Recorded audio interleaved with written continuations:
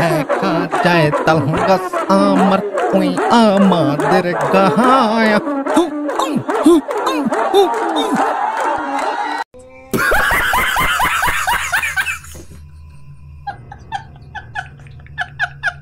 আপনি যদি আমার মতো হাসতে চান তাহলে আজকের ভিডিওটা সম্পূর্ণ দেখুন। আপনিও হাসুন, আমিও হাসি, শরীর স্বাস্থ্য ভালো রাখি। সম্প্রতি সময় কোটা আন্দোলন ঘিরে খুব উত্তাপ্ত এবং উত্তাল, পুরা তীব্র থেকে তীব্র হতে যাচ্ছে এই আন্দোলন। এই আন্দোলন এখন পর্যন্ত কোথায় গিয়ে থামবে তার কোনো দেখা মিলছে না। তবে আজকে যে ভিডিওটা আপনাদের দেখাবো সেই ভিডিওটা সম্পূর্ণ বিনোদনের জন্য। আশা করি কেউ কারো ঘাড়ে নেবেন না, তবে এটা একটা বিনোদনের পার্ট।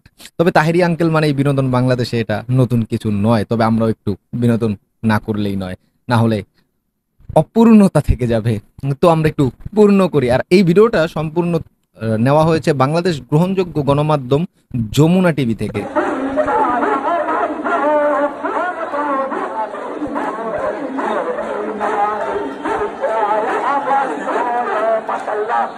দেখা যায় তাল গাছ আমার ওই আমাদের গাহায়া।